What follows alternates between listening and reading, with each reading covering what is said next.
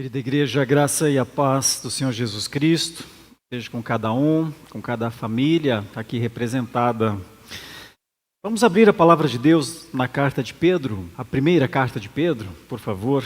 Primeira carta de Pedro, capítulo 3, versículos de 8 até o 12, por gentileza. Primeira de Pedro, capítulo 3, versículos 8 a 12. Meu tema nessa noite é vida feliz. Vida feliz. Será que é possível isso, né? Vida feliz. Acho que todos buscamos de alguma maneira essa vida feliz, né? E não é errado, claro que não. Mas à luz de um texto bíblico, de um apóstolo falando sobre vida, o que será que estava na mente de Pedro ao falar sobre a possibilidade de uma vida feliz? Eu vou ler o texto, conversar com as crianças, como sempre, e depois conversar com os adultos sobre isso. Finalmente, disse Pedro, tenham todos o mesmo modo de pensar. Sejam compassivos, fraternalmente amigos, misericordiosos, humildes. Não paguem mal com mal, nem ofensa com ofensa. Pelo contrário, respondam com palavras de bênção, pois para isto mesmo vocês foram chamados, a fim de receberem bênção por herança. Pois aquele que quer amar a vida e ter dias felizes, veja aí, ter dias felizes, refreie a língua do mal e evite que os seus lábios falem palavras enganosas. Afaste-se do mal e pratique o bem. Busque a paz e empenhe-se por alcançá-la, porque os olhos do Senhor repousam sobre os justos e os seus ouvidos estão abertos às suas súplicas. Mas o rosto do Senhor está contra aqueles que praticam o mal. Crianças, nós sempre trazemos vocês para participarem do culto com os adultos. Então, nós sempre pedimos que vocês façam alguma ilustração. Eu mostrava agora há pouco no gabinete para os nossos irmãos, enquanto orávamos antes do culto, o quanto muitas das nossas crianças têm adorado a Deus conosco, fazendo ótimos desenhos, ótimas ilustrações, que refletem aquilo que está no seu pensamento, no seu coração. E eu sou um pastor comprometido com uma coisa, tenho falado isso bastante, com a adultização das crianças. Quanto mais cedo elas puderem compreender que precisam de Jesus, desesperadamente precisam de Jesus, mais cedo elas experimentarão essa vida feliz no Senhor, essa bem-aventurança. Quanto mais tarde elas descobrirem que Jesus é o seu porto seguro, que Jesus é a sua paz, que Jesus é a expressão exata da glória de Deus. Quanto mais tarde elas descobrirem isso, mais tempo terão perdido. E quando nossas crianças perdem muito tempo na caminhada cristã, isso nos traz para dentro. Nós, pais, temos muita responsabilidade nisso. E uma das causas de muitas crianças atingirem a adolescência, serem jovens e ainda não entenderem sobre Jesus, muitas vezes a causa está no descuido dos pais. Então, que bom que você é um pai que traz seus filhos, suas filhas à igreja. Mas isso não resolve todo o problema. Nós precisamos que os nossos pais tenham atitudes dentro de casa que levem seus filhos a uma vida feliz no Senhor. Mas por hora, isso é muito importante. Então, você criança que está aqui conosco, eu gostaria que você fizesse o seguinte desenho nessa noite, a seguinte ilustração. Imagine a mão, imagine essa mão aqui do pastor. Tem 4 dedos aqui e 1 aqui. Estou falando com as crianças, tá? Então, o pastor gostaria que você fizesse o seguinte desenho. Desenhe a sua mão, põe a sua mão lá no papel e faça o desenho da sua mão. De um jeito que você possa. O melhor seria assim, com esse dedo para cima, com o joinha para cima. Faça lá o desenho da sua mão lá na folha. E então, gostaria que você colocasse 4 coisas em cada dedo. No primeiro dedo, você escrevesse unidade, se você já é alfabetizado. Se você não é, a mamãe e o papai podem ajudar. Primeiro dedo, você escreve dentro do dedo, unidade. Segundo dedo, você escreve bondade. Terceiro dedo, você escreve santidade. E quarto dedo, você escreve integridade. Eu sei que se você é criança pequena, até essas palavras são um pouco estranhas. Integridade, né? Para uma criança, o que é? Mas essa é a importância dos pais. Você que traz o seu filho, a sua filha, para adorar ao Senhor, use este desenho para fazer um estudo com ele, com ela em casa, na mãozinha dele ou dela. Já pensou? Na mãozinha dele ou dela estar escrito lá, bondade, unidade, santidade, integridade. Unidade, bondade, santidade, integridade. E então, quando ela não entender o que uma dessas palavras quer dizer, você poder ajudar, porque eu e você sabemos o que são essas palavras. E pronto, nós estaremos ajudando sim nossos filhos a vivenciarem a felicidade cristã mais cedo. Isso será muito bom para a vida deles, pode acreditar. Falando com os adultos agora, olhando aqui para esse texto, tem algumas coisas, meus irmãos, que são tão claras para todos nós. Todos nós, de alguma forma, já experimentamos felicidade. Quem de nós não fica feliz quando um filho nasce? Quem de nós não fica feliz quando a promoção do trabalho vem? Quem de nós não fica feliz quando acontece um vendaval, alguma coisa assim, e nós não somos atingidos? Quantas felicidades nós temos quando encontramos algum familiar que há muito tempo não víamos? Quanta felicidade nós temos quando conseguimos acertar em alguma coisa. Por exemplo, nossos irmãos que lidam com música, eles ensaiam tanto, eles ensaiam durante a semana, eles estudam, e então chega o dia de conduzir a igreja à adoração, e não é uma felicidade ao final saber isso foi possível. O detalhe é que ao longo da nossa vida é muito comum que felicidade esteja alinhada ou esteja conectada a sucessos, a vitórias, a quando as coisas dão certo. Mas, meus irmãos, nós que já temos os nossos cabelos brancos, os janeiros contados, que já precisa de tempo para contar quantos são, nós sabemos que a vida não é feita só de coisas que dão certo, né? Quem de nós poderia dizer, olha, se eu olhar para a minha vida, não vejo coisas erradas nela? Quem de nós? Meus irmãos, provavelmente as coisas que mais nos perturbam ao longo da nossa caminhada são aquelas perguntas que a gente faz. Por quê? O que aconteceu aqui? Por que isso se deu dessa forma? O que eu não vi nesse momento? Por que eu fui reprovado no vestibular? Demitido no trabalho? Por que eu não consegui ensinar os meus filhos no caminho que eu sei que eles deviam andar? Por que eu não consigo ser fiel ao Senhor? Por que eu estou sempre duvidando da providência dele? Isso é demonstrado quando eu retenho aquilo que não é meu, ao ponto de não me incomodar quando Malaquias diz, quando Malaquias fala sobre o que Deus disse, vocês me roubam quando são infiéis a mim. Eles me roubam, mas isso não incomoda mais. Né? Quem de nós não pode utilizar as histórias, os fracassos do passado para dizer, puxa, parece que tinha algum ensinamento ali, eu não sei se eu aprendi, mas parece que havia algum ensinamento ali. Quem de nós não carrega perguntas como, eu não entendo, por que isso aconteceu dessa maneira? Muitas vezes, por conta de uma ideia que todos nós temos, que temos a solução. A gente resolve, a gente dá um jeito, a gente consegue. E quando a gente não resolve, quando a gente não consegue dar o jeito, quando a gente não consegue.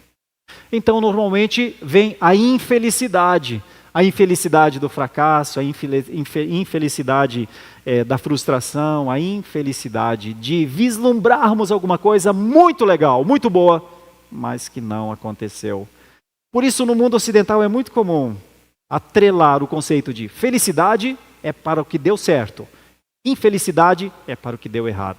Mas eu gostaria que as nossas crianças, nessa mãozinha que elas estão desenhando hoje, rompessem com esse padrão binário, com essa coisa tão antagônica. Felicidade é o sorriso, infelicidade é o choro. Gostaria que elas pensassem que pode existir um tipo de felicidade que não esteja extremamente associada a coisas que dão certo e coisas que dão errado. Mas que felicidade é essa? Se eu me acostumei ao longo da minha vida a pensar sempre assim. Hoje pela manhã, conversando com um irmão, logo depois do culto, ele disse: pastor, o senhor falou de umas coisas hoje pela manhã na pregação que eu preciso pensar. Eu preciso pensar mais sobre o existencialismo, eu preciso pensar mais sobre o estoicismo, eu preciso pensar mais sobre algumas linhas filosóficas, ele estava falando. E eu acho muito legal e muito importante quando a igreja começa a pensar o que são as forças que estão movimentando o mundo. É muito importante a gente saber que existe uma matriz acerca de felicidade e infelicidade no mundo, e essa matriz diz: se as coisas derem certo e te fizerem contente, então diga que você está feliz. Mas se as coisas não derem certo, não tenha pudor em dizer que você está triste, magoado e talvez até esteja chateado com Deus, que é muito comum nos dias atuais. Muitos cristãos se sentem chateados com Deus por coisas que eles oraram e não receberam. Eles se disponibilizaram a fazer, mas não foram bem-sucedidos naquilo que eles achavam que receberiam, vamos dizer assim, aprovação por aquilo que eles queriam fazer. Será que existe um tipo de felicidade que não esteja associado ao que dá certo e ao que dá errado? O nosso culto de hoje começou com uma leitura das bem-aventuranças. As bem-aventuranças, e o termo bem-aventurado quer dizer muito feliz, hiperfelicidade, superfelicidade, sensação, entendimento de completude. Bem-aventurado é um termo bíblico para uma felicidade além ou para além de qualquer tipo de sentimento. Então notem que a Bíblia fala de um tipo de felicidade que não está associada a coisas que dão certo e coisas que dão errado. Porque as bem-aventuranças que o seminarista Jonathan leu, elas não apontam para coisas que dão certo. Eu poderia voltar lá em Mateus 5, mas é muito simples. Bem-aventurados os que choram lá. Bem-aventurados os que são perseguidos lá. Bem-aventurados os que suportam injúria, maledicência. E ainda mais, a orientação de Jesus é: quando vocês forem perseguidos, vivam toda a felicidade. A palavra lá é exultem. E o termo exultar é uma coisa que nós não estamos muito habituados a fazer. Porque é como se nós gritássemos que se estamos sendo perseguidos é porque o cristianismo fez sentido. Se estamos sendo perseguidos é porque a nossa verdade perturba. Se nós estamos sendo atacados, açoitados, é porque foi visto em nós um possível mártir, se preciso for. Exultem. Mas se não tiverem condições de serem mártires, se não tiverem condições de serem atacados e suportar, então vivam com menos do que isso. Estou fazendo o reverso do que Jesus disse. Se não tiverem condição de serem alegres no sofrimento, então tudo bem, fiquem sem essa alegria. E aí a gente começa a pensar: ei, mas eu não queria ficar sem essa alegria, né? Eu não queria ficar sem a bem-aventurança. Então não tem mágica. A bem-aventurança é um outro caminho, que não tem a ver com dar certo ou dar errado, mas tem a ver com um referencial que está fora de nós, para quem nós olhamos, e nisso eu continuo aquilo que nós estudamos um pouco hoje pela manhã. O significado da nossa vida está relacionado a quem nós olhamos, o autor e consumador da fé. E essa é uma passagem que dá base a isso também, a essa ideia, que é possível ter uma vida feliz, é possível ter uma vida de bem-aventurança, mas ela não está associada a coisas que dão certo. Mais do que isso, ela está associada a 4 coisas que parecem estar aqui no texto: unidade, bondade, santidade e integridade. Vida feliz. Para as crianças pensarem enquanto elas estão desenhando. Vamos ver aqui no texto como é que isso se desenvolve aqui nesse texto. Vejam o versículo 8 comigo, meus irmãos. Finalmente tenham todos o mesmo modo de pensar. Sejam compassivos, fraternalmente amigos, misericordiosos e humildes. Eu estou falando aqui, ou estou trazendo para você uma expressão em uma palavra do que esse versículo todo quer dizer. Parece que é: sejam unidos. Sejam unidos. É fácil sermos unidos? É fácil a gente compartilhar de nós, receber do outro? Será que é? Olha, quando Paulo escreveu aos Romanos, no capítulo 12, ele disse uma coisa: tenham o mesmo modo de pensar de uns para com os outros. Em vez de serem orgulhosos, sejam solidários com os humildes. Não sejam sábios aos seus próprios olhos. Unidade passa muito por solidariedade, por compartilhamento, por trazer a vida do outro para perto da minha. Irmão, será que a gente é unido só porque a gente se encontra aqui num domingo à noite? Bom, essa é uma possível evidência de que nós sejamos unidos. Mas isso caracteriza a nossa união, a nossa unidade, a unidade do corpo de Cristo? Pensemos, o que é um corpo? Um corpo é cheio de membros, feito de membros. Como é que um corpo prossegue? Com os membros fazendo o que os membros fazem. A mão faz o serviço de mão, o pé faz o serviço de pé, o coração faz o serviço de coração, os rins, os olhos, tudo faz o seu serviço. Então, unidade do corpo tem muito mais a ver com serviçalidade do que com presença. E esse é o ponto. Quando Paulo escreve aos Romanos, ele diz: para vocês fazerem coisas juntos, vocês precisam pensar parecido. Precisam encontrar qual é o pensamento, qual é o nosso pensamento, como é que esse corpo pensa, como é que o cabeça desse corpo está nos conduzindo. O mesmo Paulo, quando escreve agora para a igreja de Corinto, ele diz assim: irmãos, olha como Paulo é tão interessante isso. Em nome de nosso Senhor Jesus Cristo, eu suplico a todos vocês que concordem uns com os outros no que falam, para que não haja divisões entre vocês. Antes, que todos estejam unidos num só pensamento, num só propósito. Eu admiro muito homens poderosos como Paulo, que dizem assim: estou suplicando, tá? Estou implorando. Estou suplicando que vocês abandonem o egoísmo do eu acho assim, eu quero assim, é desse jeito que é certo, para pensarem o que nós estamos fazendo aqui juntos.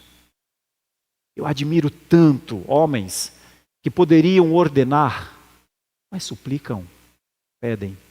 Quantos homens não têm nenhuma autoridade e eles ordenam tanto? Paulo não. Paulo diz: olha, tenho que pedir isso para vocês. Eles precisam romper com o egoísmo pessoal para pensar como um todo. Olha, essa é uma igreja evangélica, então ela tem que evangelizar. Olha, essa é uma igreja adoradora, então ela tem que adorar. Olha, essa é uma igreja que testemunha Cristo ao mundo, então ela tem que se unir. Quem aqui não está testemunhando? Quem aqui não está evangelizando? Quem aqui não está discipulando? É simples. Os que não alcançaram a unidade no serviço. Paulo está falando aqui, claro, a igreja de Corinto, né? E também a igreja de Roma.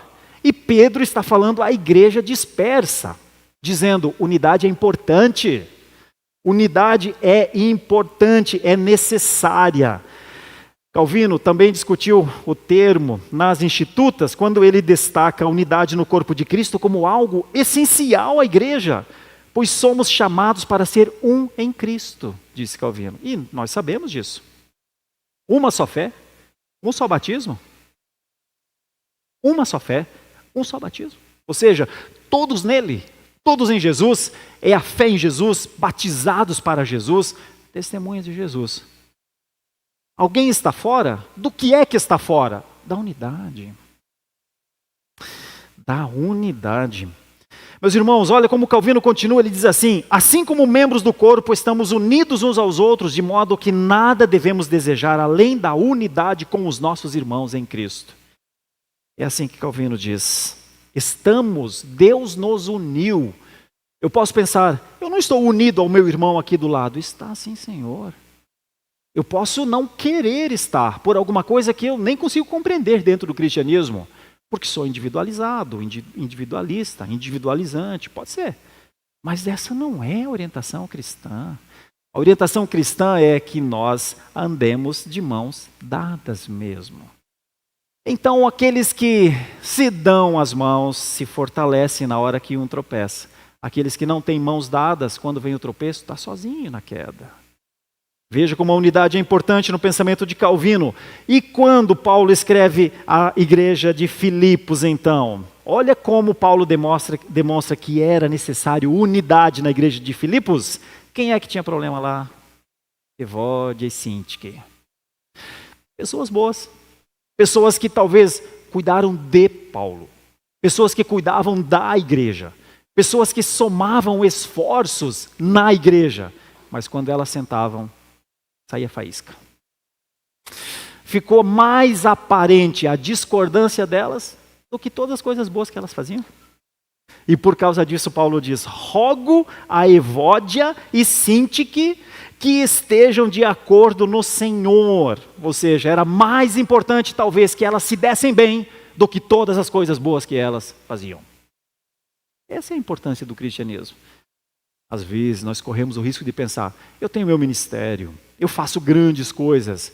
Mas você já pensou, se eu faço coisas grandes sozinho, será que a igreja é um local de solitários? Será que a igreja é um local de pessoas que escolhem o seu canto e dizem: meu canto, fico aqui, me relaciono com Deus, eu e Deus aqui neste lugar que nós chamamos de igreja, mas que na verdade eu poderia fazer isso da sala da minha casa, assistindo a uma boa TV em 4D, ou em HD, Hiper HD, Mega HD.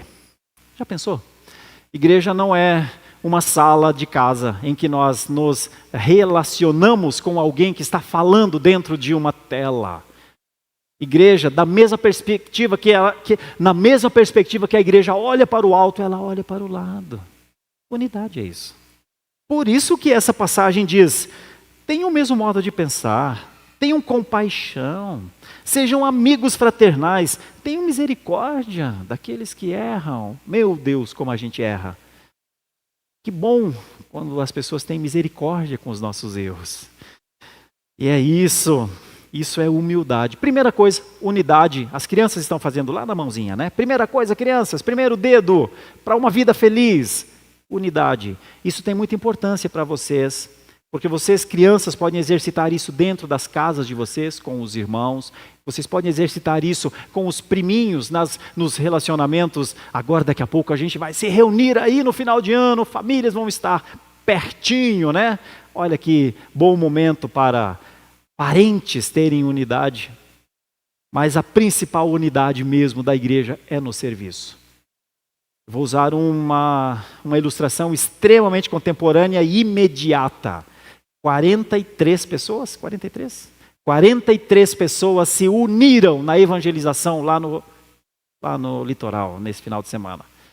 Elas nem estão aqui, elas estão cansadas. Até o reverendo Alberto nem está aqui porque trabalhou o tempo inteiro lá. Algumas estão, né? Vieram, estou vendo. Mas que unidade bonita, né? Andar por aquelas ruas.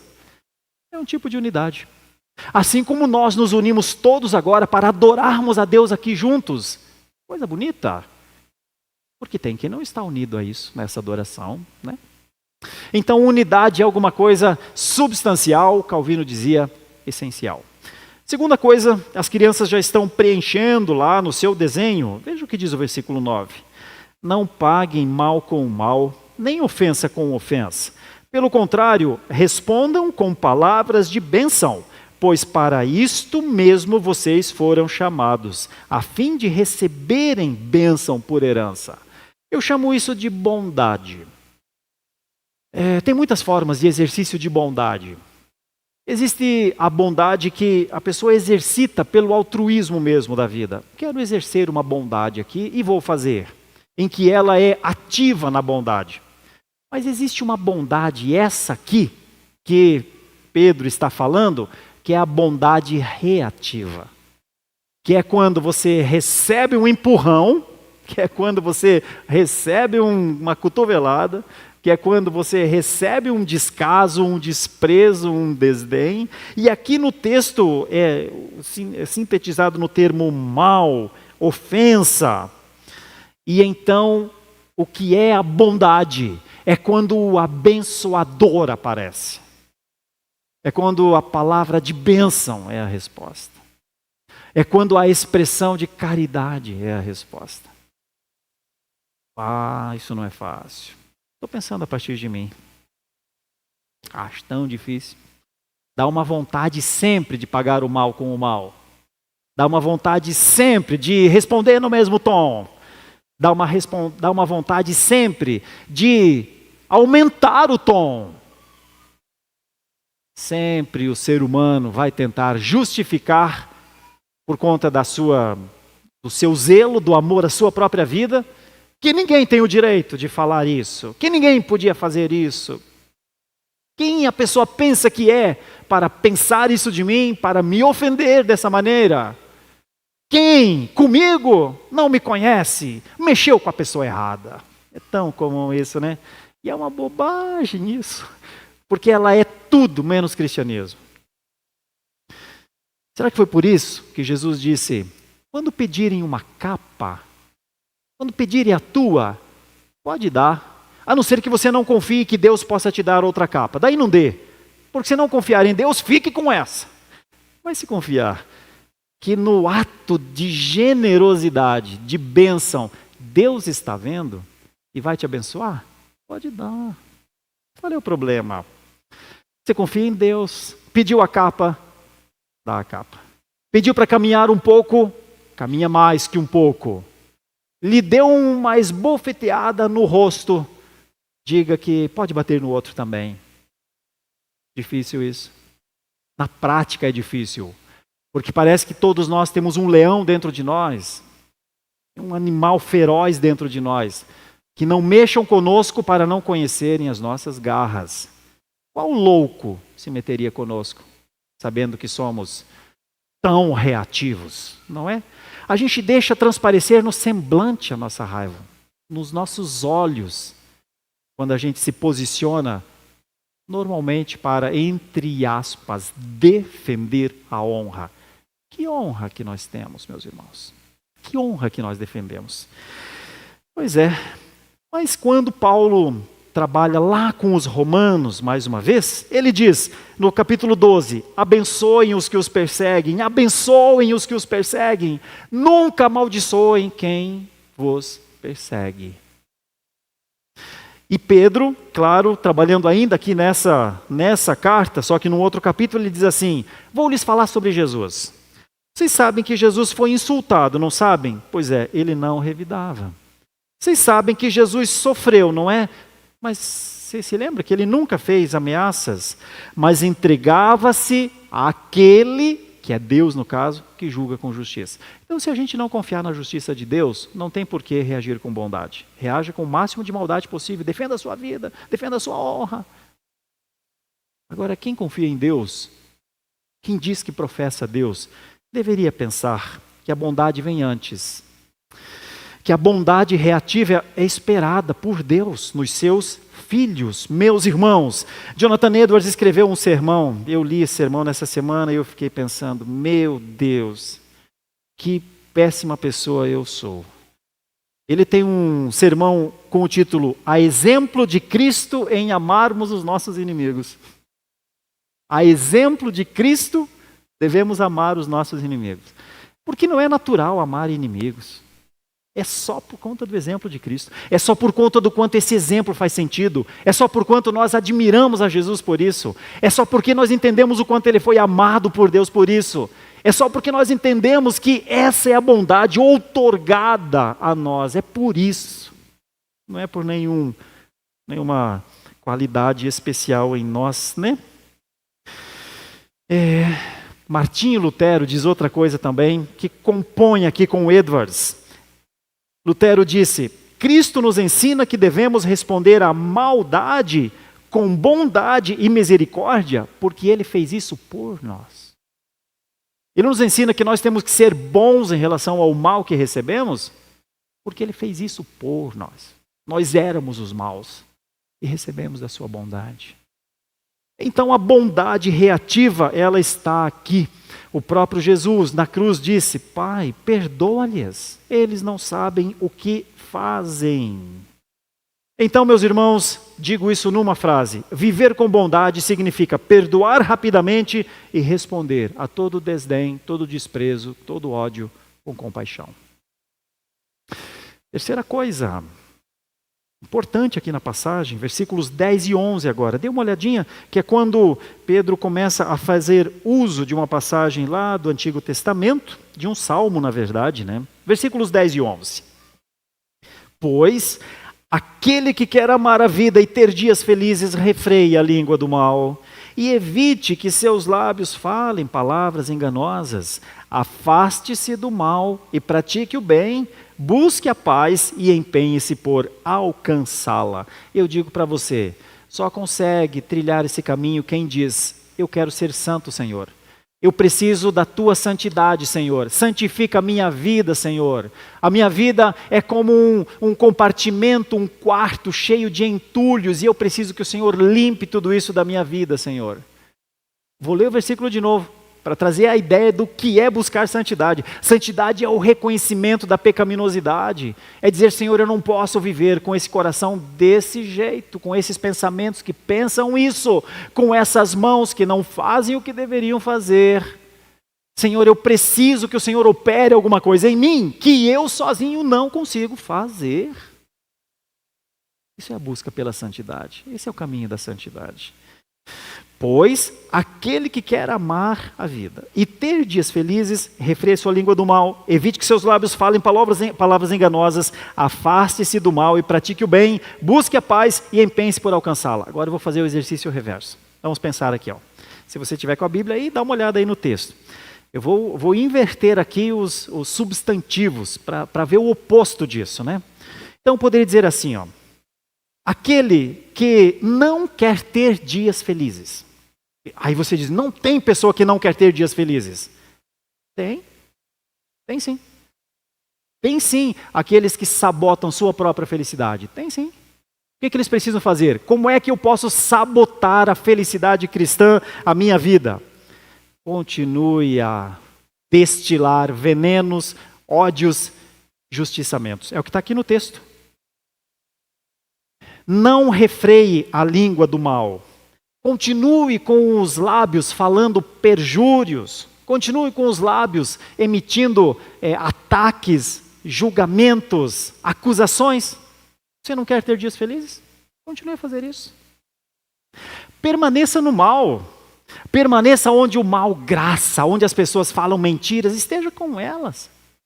Quando elas até falam mal da fé cristã, dos evangélicos desses tempos, diga com elas: é verdade. Esteja lá com elas. Sente-se com esses escarnecedores. Escarneça também. Você sabe como fazer isso. Faça bem. Você não está buscando vida feliz. Por que você tem que fazer outras coisas? Continue. Veja, eu estou no efeito reverso aqui do texto. Fique lá no mal. Não pratique o bem. Existe alguma coisa boa que eu pudesse fazer? Existe, mas eu não estou buscando vida feliz no Senhor. Por que é que eu vou fazer isso, né? Não pratique o bem. Não busque a paz. Se a paz aparecer, apareceu, tudo bem, mas assim, não te empenhe pela paz. Você não está procurando vida feliz. Não busque, não queira alcançá-la. Não faça esforços. Você não precisa fazer. Você não quer ser feliz. O termo feliz bíblico, bem-aventurança bíblica. Você percebe que quando a gente trabalha assim, a gente diz: poxa vida, será que então eu estou buscando a felicidade cristã? É assim. Assim como Tiago é extremamente prático, Pedro também é. Porque Pedro trabalha com teologia prática. Eu sei que essa é uma palavra quase estranha aqui, mas assim, Pedro está lidando com o dia a dia das pessoas, e está lidando com o comportamento delas, e está lidando com as ações e reações delas, e está lidando com a felicidade cristã delas. Meus irmãos, é mais fácil não ser feliz do que ser feliz. Porque para não ser feliz, é só a gente escolher o lado negro da força e pronto. Mas não é o que Pedro queria. Por isso, essa é uma palavra que tem a ver com santidade. Ainda usando um texto aqui do Antigo Testamento, Salmo 34. Guarde a sua língua do mal e os seus lábios da falsidade. Afaste-se do mal, faça o bem, busque a paz com perseverança. É isso que o Salmo 34 diz. Parece que ele entendia que aqueles que buscassem isso estariam andando ou vislumbrando uma bem-aventurança. O autor aos Hebreus diz no capítulo 12: esforcem-se para viver em paz e para serem santos, porque sem santidade ninguém verá o Senhor, diz o autor aos Hebreus, né? John Owen escreveu uma obra grande também com o tema A Morte da Morte na Morte de Cristo. E John Owen diz que os cristãos são chamados por isso a uma vida de santidade como resposta à obra redentora de Cristo. Owen disse: a santidade não é apenas o caminho para o céu, é o próprio céu implantado na alma. Parece uma frase de efeito, mas não é não. Uma frase teológica. Vou repetir. Pensamento aqui de John Owen. A santidade não é apenas o caminho para o céu, é o próprio céu em você. Porque Deus é santo. Ele quer que sejamos santos. Charles Hodge, outro teólogo americano também, escreveu sobre ética cristã. Mas Hodge argumenta que a santidade prática, ela é um reflexo do caráter de Cristo e a evidência de que realmente o Espírito Santo nos transformou. Santidade é viver com o Espírito Santo nos conduzindo, apontando, nos convencendo. Santidade é viver numa relação com o Espírito Santo de Deus. Nós temos muitos homens bíblicos que evidenciaram essa santidade e podemos afirmar, foram felizes ou bem-aventurados por causa disso. Eu poderia citar José. José viveu sob pressão, mas pensem na alegria e na felicidade de José lá no final, quando tudo se desenrolou e ele poder dizer: Senhor, agora vejo que eu deveria ter adorado a Ti e deveria ter resistido mesmo. Não tinha um caminho de felicidade apontado para José do Egito? Tinha. Mas que felicidade era aquela com a mulher de Potifar? A felicidade de José estava em outro lugar. A felicidade para José estava no caráter de Deus. Era um outro lugar. E a mulher não entendia. Irmãos, nós temos muitos nomes. Eu lembro de Daniel. Quando o profeta Daniel se recusa a se contaminar com os alimentos de Nabucodonosor, mantém a sua fidelidade, mesmo quando enfrenta o perigo dos leões. Naquele momento alguém poderia dizer: abandona essas práticas, abandona essa fidelidade aí, viva, você é um jovem ainda, né? Mas imaginem Daniel depois disso. Então existe sim uma vida de bem-aventurança, que está além dos sentimentos e além das situações.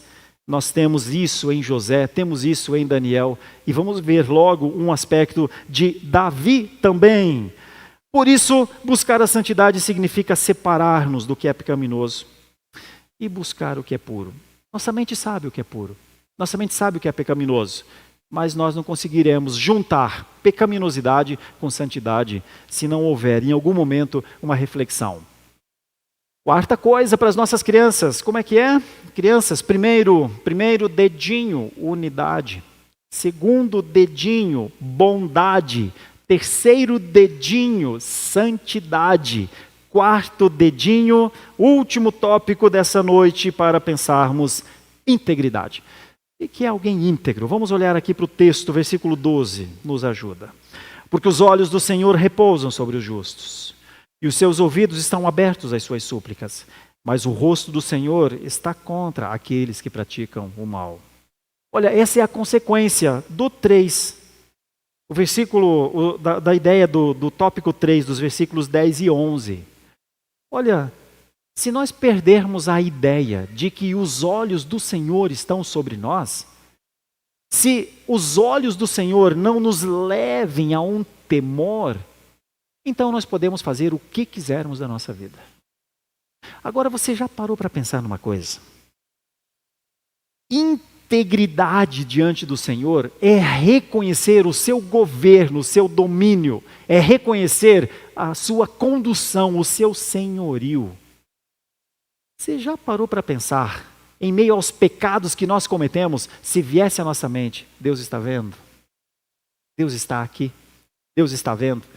A gente não começaria a pensar: meu Deus, quanta coisa eu faço, eu não me dou conta que Deus estava ali, estava vendo. Quantas coisas eu faço contra mim mesmo? Quantas coisas eu faço contra as pessoas? Quantas coisas eu faço contra Deus só porque eu não sou íntegro. Davi olha do seu palácio, vê Batseba, é o comandante geral, é o rei, o seu exército está lutando por ele, inclusive, né, em nome do rei, e de repente ele olha para uma tentação e aquela tentação o domina. Mas Deus não estava vendo? Estava. Davi sabia que Deus estava vendo? Não, provavelmente não. Porque se já parou para pensar, se naquele momento Davi diz assim, o Senhor está aqui. O Senhor está nesse lugar. Meu Senhor, passou uma coisa muito louca aqui pela minha cabeça. Olhei para uma mulher, mas Senhor, ela tem marido. Senhor, ela tem... Senhor, que bom que o Senhor está aqui. Senhor, eu não vou fazer isso contra ti, Senhor. Eu não vou pecar contra ti, Senhor, porque o Senhor está aqui. O Senhor me fez rei deste lugar. O Senhor me deu um povo para que eu conduza. O Senhor permitiu que neste lugar o Senhor vivesse entre nós. Ali está a arca. Aqui está tudo o que nós podemos fazer para te glorificar. O Senhor está no nosso meio. Meu Senhor, eu pensei coisa aqui na minha cabeça. Senhor, mas porque o Senhor está aqui, eu vou entrar nos meus aposentos, pegar as minhas roupas de guerra e vou para a batalha, porque nós precisamos lutar pela tua glória neste lugar, Senhor. A maior parte dos nossos pecados não seriam cometidos se nós fôssemos íntegros diante do Senhor. Se nós soubéssemos o que é claramente a união mística. Que nós estamos no Senhor e Ele está em nós. E que nós só somos o que somos porque morremos com Cristo na cruz. E ressuscitamos com Ele. Agora rompe isso. E Deus não estará mais ali do seu lado. Não na sua percepção. E então você vai fazer só Deus sabe o quê. Sabe qual é o detalhe? Ele sabe o quê? Foi o que aconteceu com Davi.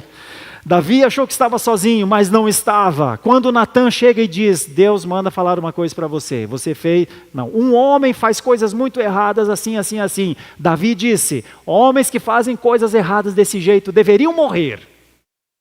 E Natan diz, então onde é que está a faca? Porque é você mesmo. Pode ser agora. Aí Davi fala, estava aqui? Estava vendo? Sempre esteve lá. Sempre viu. Sempre esteve conosco. Sempre viu tudo o que fizemos. Mas a falta de integridade é um vírus em nós. E então nós rompemos com Deus. Uma coisa estranha, né? Como é que a gente pode romper com aquele que está em nós? Mora dentro do coração. Como? É uma coisa impressionante. Mas é. E por isso então Pedro diz com essa palavra, os olhos do Senhor estão sobre os justos e os seus ouvidos estão abertos às suas súplicas, mas o rosto do Senhor está contra aqueles que praticam o mal. Você já pensou, falar com Deus, mas o rosto está virado? É só uma maneira de até personificar a oração, né? Mas quando você fala, já pensou falar com uma pessoa e quando você vai falar com ela, ela fala assim, vira para o lado? E você diz, ei, olha para mim. Mas e aquele texto que diz que os nossos pecados fazem separação entre nós e Deus? Então é o texto bíblico que diz, é lá do Salmo 34, agora aqui trazido por Pedro. A prática do mal vai ter uma consequência, o rosto virado de Deus. Claro que isso é um sentido figurado, mas está aqui, o rosto do Senhor está contra aqueles que praticam o mal. A expressão rosto contra tem a ver com Deus não vai ouvir a súplica com a benevolência e a bondade dele. Seus atributos não serão disponibilizados. Sabe o que é? Por conta dos atos maus cotidianos, por conta dos pecados e da irreverência, por conta da maneira como nós vivemos para nós e não para Deus. Isso ser a causa de Deus falar, então segue na sua força, vai em frente, vai por você então. Já pensou? Provérbios 15, 29 diz assim, o Senhor está longe dos ímpios. É a oração dos justos que ele ouve. Tiago, no finalzinho do versículo 16 do capítulo 5 diz, muito pode, por sua eficácia, a súplica do justo, ou do justificado pela fé. Abraham Kuyper, um holandês que viveu nos anos 1900, comecinho do século 20, calvinista, ele escreveu um texto, Leituras do Calvinismo ou no Calvinismo. E ele diz uma coisa que nós sabemos, isso é só para relembrar. Deus se preocupa com todos os aspectos da nossa vida. Viver com integridade é refletir a ordem e a justiça de Deus em tudo o que fazemos. Não há um único centímetro na vida sobre o qual Cristo não proclame: é meu, disse Kuyper. Você é meu. É isso que Kuyper está dizendo sobre o que Jesus disse. Então, tu já imaginou alguém o tempo inteiro dizendo: você é meu, e nós dizendo: estou sozinho, faço o que eu quero, faço o que eu penso, os desejos da minha carne precisam ser atendidos, saciados, vou fazer porque é assim que eu me sinto feliz, e a voz: você é meu, você é meu, você é meu. Era isso que Kuyper estava dizendo. Outro holandês, Herman Bavinck, escreveu um outro material também, Teologia Sistemática Reformada. E ele diz que integridade no cristão é parte essencial de seu testemunho no mundo. É quando nós testemunhamos ao mundo que vivemos diante de um Deus vivo, que conversamos com um Deus vivo, que temos um mediador entre nós, Jesus Cristo, que nos leva ao Deus vivo, que temos o Espírito Santo aplicando essa obra da cruz em nós. E que viver assim, diz Bavinck, viver assim, mostrando a fidelidade de Deus em todas as esferas da vida, isso é a integridade. Então, cada vez que nós calamos os nossos lábios, cada vez que nós encurtamos os nossos braços, cada vez que nós silenciamos diante da oportunidade que teríamos de dizer ao mundo que somos crentes, em última análise, nós só estamos evidenciando que não somos tão íntegros quanto pensamos que somos. O profeta Elias viveu com integridade e orou fervorosamente para que não chovesse. E mostrou ali que a oração do justo é eficaz, de acordo com a soberania de Deus, meus irmãos. Então, assim como as crianças estão pensando como é viver uma vida de bem-aventurança, à luz do que Pedro disse aqui, trazendo o Salmo do Antigo Testamento para o seu tempo, parece que 4 coisas são importantes para a gente levar para a nossa vida. E aí a gente precisa avaliar. Irmãos, quanto falta? Será que quanto faltaria para nós? Falando assim de uma maneira muito coloquial, muito simples entre nós. Quanto faltaria para que nós fôssemos unidos de verdade? Quanto falta de nós para que a gente se abrace como irmãos? Para que a gente olhe um para o outro e diz: conte comigo para o que precisar, eu estou com você, nós estamos juntos aqui. Quanto será que falta? Será que falta? Talvez alguém poderia falar: não falta nada, reverendo, nós temos tudo isso. Irmãos, se a unidade é no serviço, então a gente precisa se perguntar, todos nós, o quanto eu sirvo, o quanto eu estou disponível, o quanto o Senhor pode contar comigo. Lembrem de Isaías, lá no capítulo 6 de Isaías. Lá nós vemos a maneira clara desse homem falar: eis-me aqui, conte comigo, envia-me a mim. Irmãos, unidade é um pressuposto fundamental para vivermos felizes. Irmãos, quanto falta para que a bondade que está em nós transborde? Alguns dias atrás eu tive um grande problema na minha casa. A boia da caixa de água emperrou. Você sabe o que acontece quando a boia de uma caixa de água quebra? Você vai ver a água descendo por algum lugar. Viu? Ao mesmo tempo que é trágico, e foi trágico para mim, é tão bonito o transbordo, né? É tão bonito o transbordar. Existe alguma coisa poética nisso, uma beleza, uma estética no transbordar. As paredes das caixas d'água, às vezes, são tão grandes que não há transbordo. Sabe, o cristianismo é algo de ser transbordado. A bondade, ela precisa transbordar. Nós não podemos acumular bondades, encher a nossa vida de bondade, mas ninguém vê a nossa bondade. É sobre isso que Pedro está falando. Qual é o ponto de transbordamento? Lá na minha caixa d'água foi a boia quebrada. Eu vou usar isso como um silogismo só, dizendo: vamos quebrar as boias aí, meus irmãos. Detona a boia. A boia está mantendo a bondade dentro da caixa d'água. Não, eu sou bom, eu sou bom. Mas quantos veem, quantos usufruem da bondade de Cristo como um transbordo? Quantos usufruíram de nós nessa semana? Da gentileza, da disposição, do afago, do conforto, do consolo, da mão estendida, do abraço um pouquinho mais demorado, porque aquela pessoa precisa. Quantos experimentaram a água de uma caixa que passou por cima das paredes a partir da nossa vida? A gente tem que pensar sobre isso, senão a gente fica assim, andando num automático da fé, que nem sempre é salutar. Irmãos, santidade também não parece ser a coisa mais fácil de fazer, porque santidade é separação. Santidade é separação moral.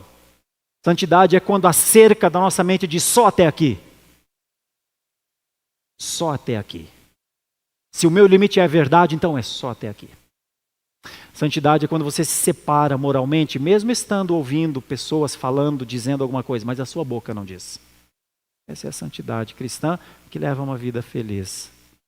E por último,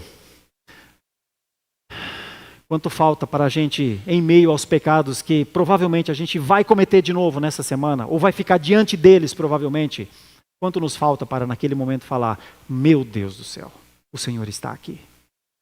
Parou agora. Não prossigo 1 milímetro, não prossigo uma sílaba, não avanço nada. Estátua, porque o Senhor está aqui. Quanto falta? Que Deus nos ajude. Isso é teologia prática, isso é teologia na vida. Deus nos ajude. A semana começa, que seja uma ótima semana. Que seja uma ótima semana, que a igreja Presbiteriana da Lapa, assim como as igrejas cristãs, usufruam da bem-aventurança. A bem-aventurança é possível, mas ela não passa por sentimentos, ela não passa por coisas que dão certo ou que dão errado. A bem-aventurança, provavelmente, a partir desse texto, passe por essas ideias. Unidade, bondade, santidade e integridade. É o que está aí na folha dos nossos queridos, não é verdade? As nossas crianças. Feche seus olhos, vamos orar, vamos falar com o nosso Deus. Santo e eterno Deus, Santo e eterno Deus, Pai, Filho e Espírito Santo, uma unicidade proporcionou que nós fôssemos unidos a Ti. Somos unidos a Ti na morte da cruz, na morte de Cristo na cruz.